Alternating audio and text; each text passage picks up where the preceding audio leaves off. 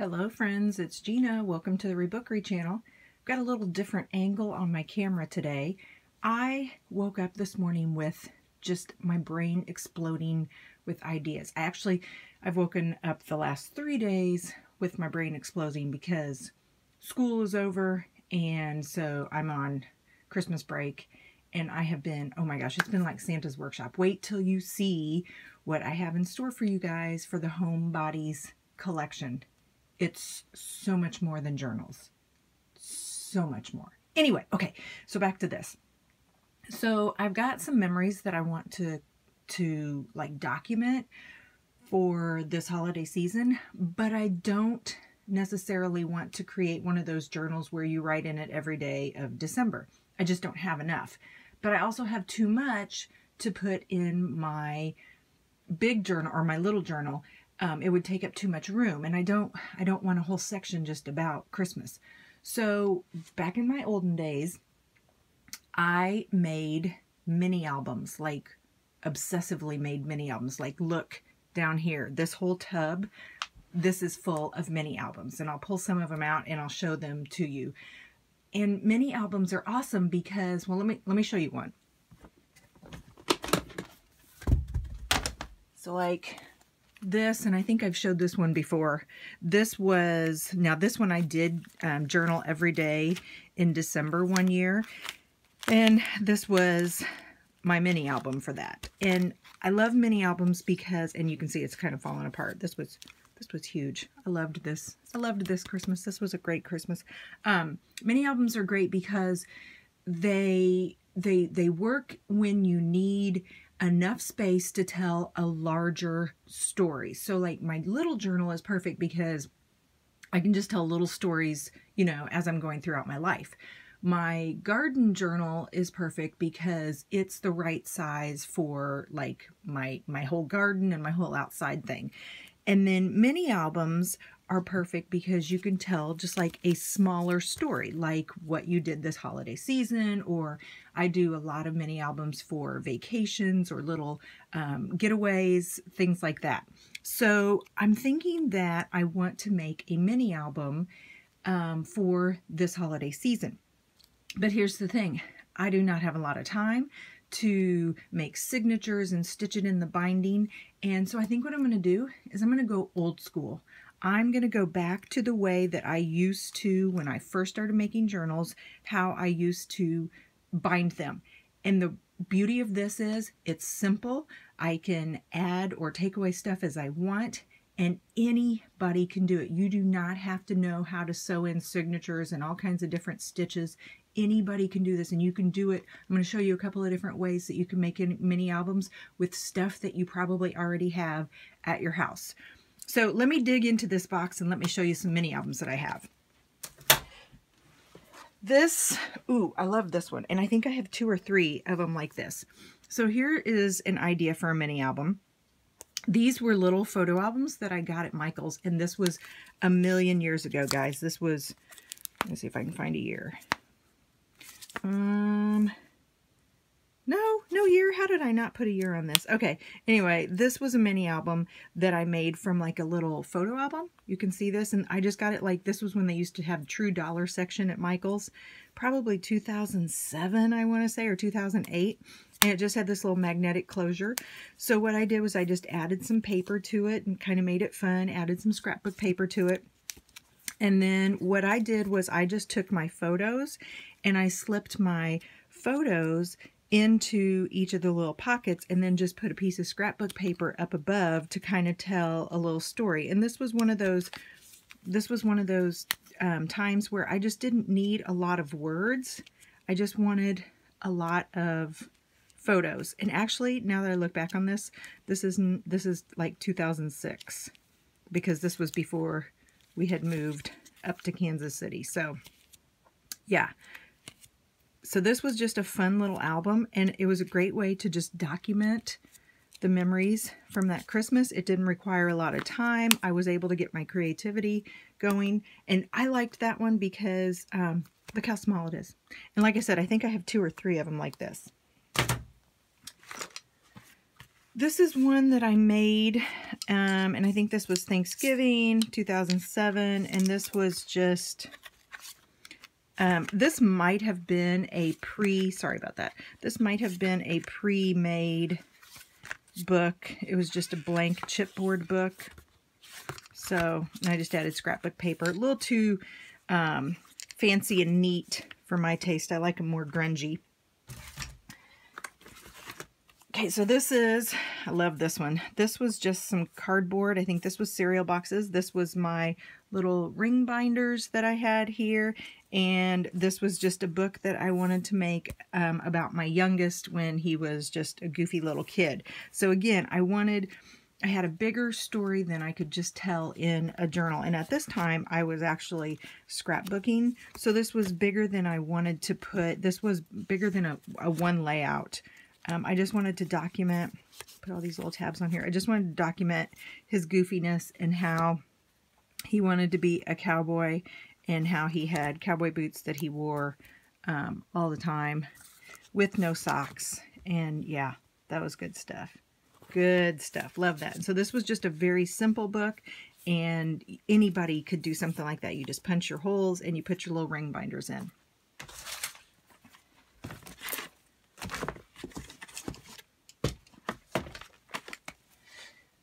Okay, this one. So this is a book that I made from a child's board book. I did this a lot. Let me show you what I mean by board book. So these books, you know, they're made with boards and they're for little children, and they make the best mini albums because they're already bound, they're already thick, and all you have to do is prep them. So the way I would prep them is the first thing I would do is I would sand, because it has this glossy cover. So I would sand all the pages and do this outside. And then you can go in and you can either paint. I've done several of these. So some of them I just painted the pages. Some of them I just glued paper down.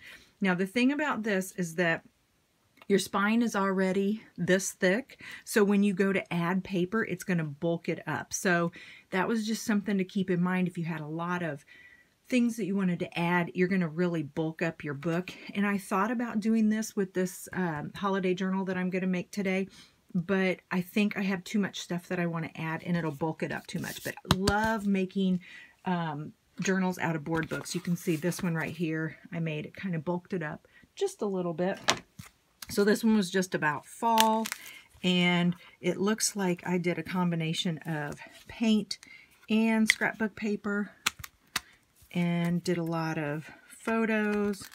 This was, again, probably 2006, 2005, because this was before we moved up here. So, and then I painted the outside. Love that one. That's a pretty, I love that one. Okay, this is probably my favorite mini album I've ever made. So when we moved up here, my stepfather-in-law had cancer, and it was terminal, and so we moved farther away from them. They lived on a farm, and we moved farther away from them, and they had a dog, and my youngest loved the dog. Loved him very much, and sadly the dog and my stepfather-in-law passed away at about the same time. So when we moved up here, my son was in first grade, and he was actually, was he in second grade? I think he was in second grade. He was very lonely. He didn't have a lot of friends. The neighborhood we moved into just didn't have a lot of young children, and so he was kind of very sad, and he was also very sad about the dog. So I took a children's board book, and it had a bite mark down here. Just went to the thrift store and found this, so I cut that part off. And I turned it into a story about my son and how he would play with the dogs when he would go to Grandma Helen's house. And so I just added little photos, some scrapbook paper. I actually got pretty fancy here, and I printed the writing out on from the computer, and then I just, you know, like cut it out and then glued it on. But I just basically was telling the little story about how he likes to play with the dogs when he goes to Grandma Helen's farm. And what happened was this became my son's favorite story, and he would have me read it to him. Oh yeah, that's lovely right there. He would have me read it to him at night before he went to bed, like his bedtime story. And it made him feel better. And he actually took this book with him to school a couple of times for show and tell. And this is just one of my, I don't know, this has a lot of meaning. And it was super, super simple to make. Like I said, just a board book, and then just papers and paint and things I had, and then just random pictures. And then I just like told a little story. And I don't know, I love this book, and I love the way it feels. And then I just put a little eyelet here and put some trim to tie it. This was probably the mini album that started it all. This was when I started to take old books. So this was a golden book. It was called The Little Trapper, and I think I've showed this one before. The reason why I love this is because the actual golden book has no correlation to the story I'm telling in here. This was just a story of me documenting my boys one summer and how they like to play with water balloons and fireworks and just do, you know, boy things. It had nothing to do with the little golden book story, but this golden book was falling apart, and I just loved it so much. And just the little boys reminded me of my boys. So I just partnered them up and kind of made a little story about my crazy boys using that book. And this one I got a little fancy on. I have a Zutter Bind It All, and so I used my Zutter Bind It All to put this together. And yeah, I love this, and I love the juxtaposition of the old-fashioned story paired with new memories of, you know, fireworks and bikes and stuff like that. Here's another one, super, super simple. So this was the easy binding that I did with the rings. I did a little bit larger rings. This was in 2007, my middle son had a camp out down at Grandma Helen's farm, and I wanted to document it. Again, too big to put into my scrapbook. It didn't need a scrapbook on its own, and so I just made a mini album. Here's the cool thing about this mini album. It is made from cardboard, just corrugated cardboard. That's it. I don't worry about acid-free because, guys, we live in 2017. Most of us don't even print our pictures off, and, you know, I don't know. Who knows if somebody wants to read this stuff in 100 years? Who knows? I have no idea. What I'm doing is I'm journaling for me, and I'm journaling for the moment right now, and whatever happens with these scrapbooks, mini albums, journals later on, who knows? I can't worry about that, because then I lose the whole fun, and I lose the whole moment of creativity. So corrugated cardboard, and I just, again, documented with scrapbook paper and photos, and this was super, super simple. I loved how this was grungy, and I loved how it was messy and dirty, because that's the whole point of this camp out. And then this is my favorite part. So after the camp out, this was my middle son all day long on the couch. And here was my youngest son all day long outside on the little bench by the basketball court. And look at his little toes peeking out. And that's because they spent the whole night at their camp out doing, what were they doing? They were battling. They were battling like it was a Renaissance fair type thing. So something as simple as this.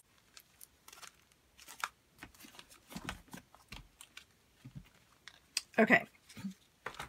Here is one I did on Halloween in, I don't know, 2006, 2007. And again, just used my ring binder. And this time I used, this was when those clear, oh, they were like, they were at Archivers, I know, which is the store I used to go to. And they were mini album. This was when mini albums were big. And you could buy these clear pages and you could stick stuff to them. And so I thought that was kind of cool. So I included those and just, that's kind of cool, that little picture there. Yeah, just photos about us carving pumpkins and all kinds of good stuff. Used a ring binder. I liked that one.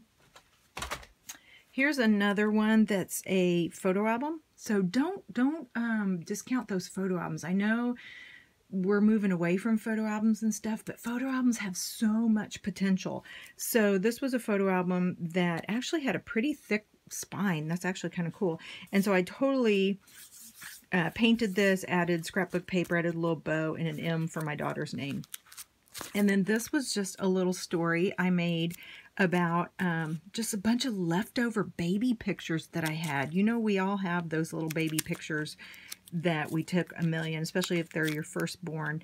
And so this was just a bunch of those pictures, and I just put them into these little photo album slots and just added just a small little phrase next to each one, and it just kind of tells a story. And it's just a fun little way to use up those pictures, to get them out of the box or the drawer or whatever else they're in, and kind of make them useful. And my daughter, as an older, you know, young lady, she would actually read these. And it looks like I'm missing something. Must be missing. Let's see. Maybe? No. I don't know. There's something that goes here. I'm going to have to find it. But anyway, she would actually read these. She thought these were cute. Okay. For another one that's unusual is I used CDs. And I used just a ring again. And so this book was about my boys. And I just, again, took random pictures that I had laying around. I covered this with scrapbook paper and then put my pictures in there. Added these little tags. And yeah, I love the way this book feels because it's really heavy and chunky. And actually, this was my middle son, so I just love the way this one, you hold this one in your hand, and then I have these little bulldog clips that are coming off of the side here. So you always have CDs laying around, and I think for these, they were like ones that you would get in the mail, like companies would just send you promotional CDs and stuff, and so I used a lot of those. Like, I didn't go out and buy new CDs. I used a lot of junk mail CDs and stuff, and ones that were scratched and things that I know I wasn't using anymore. Okay, last one. So this is where I started to make the leap into stitching my binding together, and this was like one of my first attempts. Very simple. All I took was scrapbook paper, and let's see if I can see how many I took here. So this is what I got. I've got 1, 2, 3, 4. So I got 4 pages of scrapbook paper, and I didn't know what I was doing. I didn't know how to stitch anything, so I just took my embroidery floss and I just poked a whole bunch of holes and then just started stitching all the way through it. I used electrical tape and just some tape that I had outside. I think this is painter's tape. Put a button there. So this was a little book that I made about my daughter because she just says the absolute most funniest. She is very witty and she says the funniest things. This was the first time I started to use fabric. So this was some old fabric that I found in my grandma's sewing box. Like, I have her sewing box. My grandma had actually given it to my daughter, and then my daughter, you know, didn't want it, you know, wasn't, because that's not what teenage girls want. And so I took it over, and there was this little strip of fabric in there. So I remember I used this. So anyway, this was just a book about, ooh, look, there's tabs and stuff that I was doing. This was just a little book about my daughter and all the funny little things that she says. And what I love about this is that I'm looking back on this now, and I made this book back in probably 2009. I see so many things that I still do in my journaling today. Wow, so this is like things that I was trying out back then that I actually use over and over now. Look at this. This was a dimensional. So I used some of that dimensional pop, I think it was like called Pop Dots or whatever, but some of that dimensional tape. And then I had 2 pictures, and so I put one on top of the other. That was kind of cool. Yeah, love it, love it, love it. And then some of my favorite scrapbook paper, and there's a little bit of trim right there. Oh my gosh, that's so awesome that I did it. Yep, 2009. So that's where I kind of moved into the whole journaling and stitching and more organic way of making mini books, getting away from like the Zutter bind it all and the rings and all that good stuff. So anyway, yeah, so this is my mini books. And what I would do was I would set mini books in this basket in my living room, and then the kids would just kind of pick them up and look through them, and then every couple of months I'd switch them out. Like I'd put all my holiday mini books in there or all my summer mini books in there, and that way, you know, they were being used. I didn't just put them all in this box. I do now because, well, nobody looks at them now, and I just can't stand the clutter. But yeah, back then I would just kind of switch them out. Like they were part of the decoration of my living room. Okay, so there you go. There's my mini books. So here's my plan. My plan is I'm going to make a super, super simple mini book to document this season. And I'm going to try to use a bunch of things that I have just laying around. I want to make this so simple. It would be something that you guys could do, and you could do in an afternoon. And it can be as elaborate as you want, or it can be as basic as you want. So that's my plan. I'm going to do that in a part 2 video. I hope you guys are having a great rest of the day, and happy holidays.